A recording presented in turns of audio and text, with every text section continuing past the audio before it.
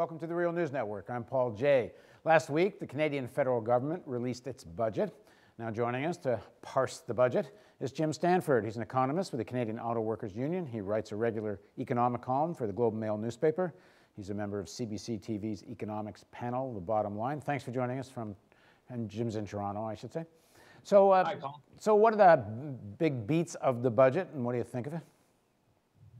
My colleague David MacDonald, he's an economist with the Canadian Centre for Policy Alternatives, our progressive think tank in Canada.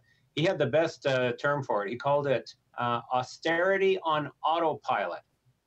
It's not like there was any great dramatic new announcements in the budget, but it still very much carried on the path that had been mapped out in the last year or two by Ottawa, which is substantially reducing government spending, laying off a lot of public sector workers, and generally downsizing the role of government in our economy. And this budget very much carries on with that.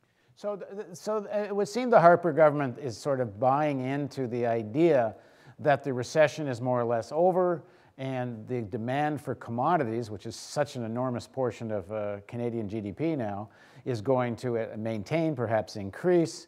I mean, one, do you think that is their assumption? And then two, why would they assume that, given the way things are headed in this world? Yeah, in fact, Canada's economic performance was very disappointing in 2012 and got worse as the year went on. By the end of the year, Canadian growth had slipped to almost zero. And it's actually now in the US that you're seeing more of a sustained rebound, which is a switch. You know, for several years, the Canadian government was patting itself on the back saying, yeah, times are tough, but at least it's not as bad as it is south of the border. They're not going to be able to say that anymore. They did put a lot of emphasis in resource industries, in particular the export of bitumen from the tar sands in Alberta. But that industry has had a lot of problems in the last year, everything from a lack of pipelines to export material to obviously big environmental concerns to a huge downturn in the price that the bitumen receives once it gets to the US market, simply because we've flooded that market with too much new supply. So in that light, the government said, wow, the resource revenues are way down. So we're going to have to go even deeper with some of our cutbacks. And so their incremental measures would be about $4 billion in additional cutbacks over and above what was already announced in previous years. The end result will be tens of thousands of lost jobs in the federal sector of government, and billions of dollars in spending power taken out of the economy at the very moment when it needs it the most. So, we've talked about this before. What the heck is the logic in this? I mean, Harper's government did understand, as did many of the other countries that are now into austerity, they did understand their need for some stimulus. If you go back to the G20 meetings in Toronto, there was a clear statement there that a certain amount of stimulus is necessary until there's recovery, and then they would start all these austerity measures. I think they all picked 2014 or something like that as their target, but clearly the recovery didn't happen as quickly as they may have thought it has, or assuming there even is a real recovery underway, which a lot of people debate. Who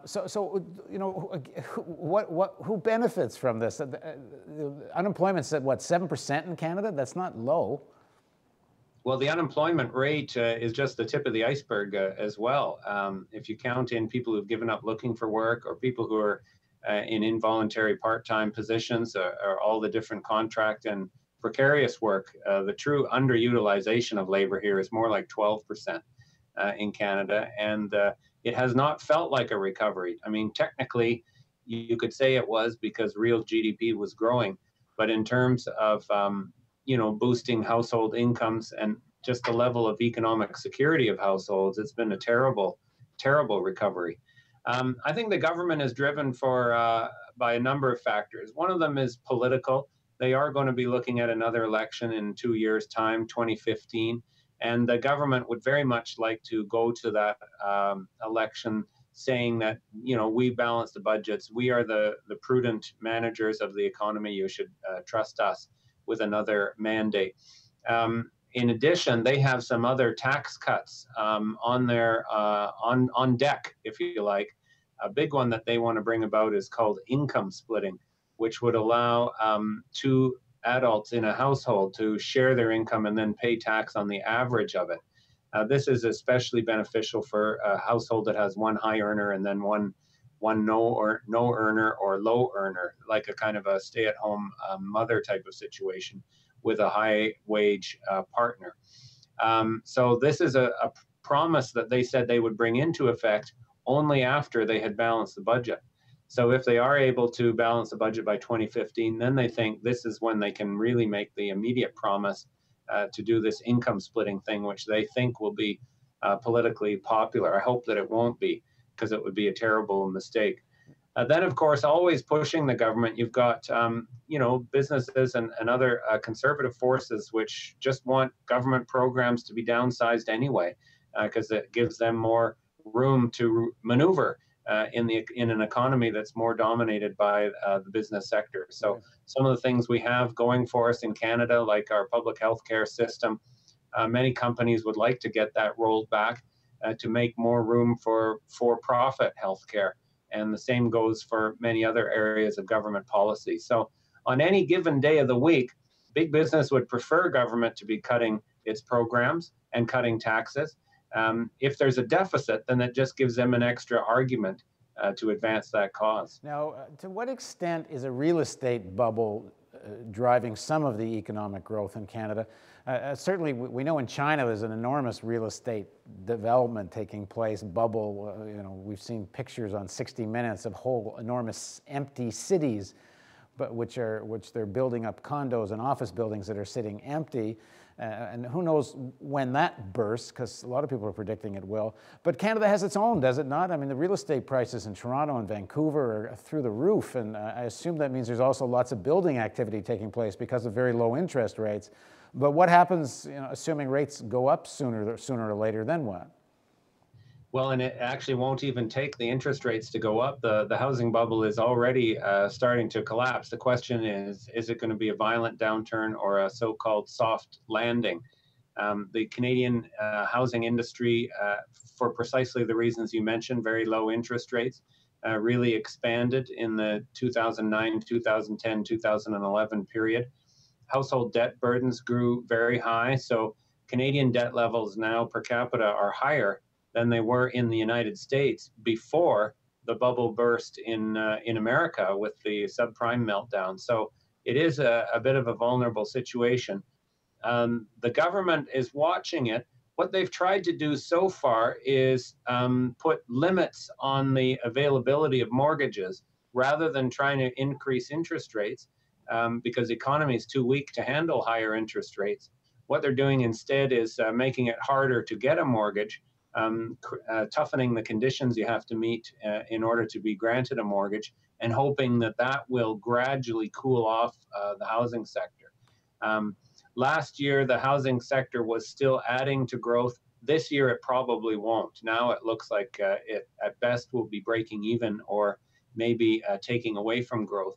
And in my judgment, that's makes it all the more unwise for government itself to be cutting back its own role in the economy even further. Now, the whole private sector economy right now is really balanced on the edge of another recession.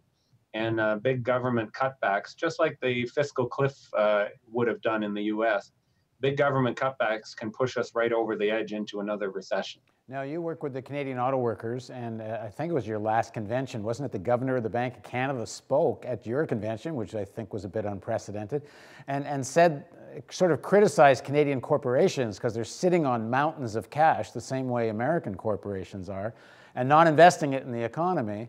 I suppose you must have mentioned to him, if he doesn't already know, I assume he does. I mean, I guess one of the reasons they don't want to invest it in the economy because wages are so stagnant, there's not enough demand, so why would you invest?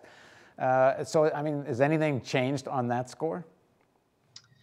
Yes, that was Mark Carney, the governor, and he called it dead money. That was what grabbed the headlines when he criticized companies for sitting on top of dead money and argued that we really need companies to be investing more in capital equipment and new projects and new job creation schemes.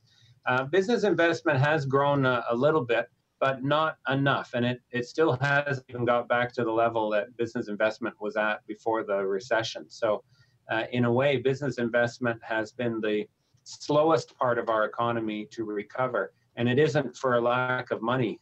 Business profits are actually quite strong, and corporate taxes have been cut. So cash flows are even stronger. How we get those companies to invest is a complicated question. The tax cuts sure haven't helped. And if we can't get companies to invest, then we should find other ways to invest in the economy, because we need investment. Think about public sector investments in transit, infrastructure, environmental protection, low-cost housing. Those are investments that also create jobs and add to our standard of living. And we shouldn't be dissuaded by some kind of phony phobia about debt from making those investments, especially if corporations aren't investing as they should be. Well, if they want to deal with the debt, they could go back and tax the corporations who are sitting on all that cash and then use that. Well, that would be part of it. The corporate tax cuts that have been implemented in Canada, both federally and provincially, have been quite expensive, and I think they've reduced combined federal provincial revenues here by about $8 billion a year since 2000. Now, that doesn't single-handedly solve the deficit problem, but it certainly takes a big chunk out of it. All right, thanks for joining us, Jim. Thank you very much, Paul. And thank you for joining us on the Real News Network.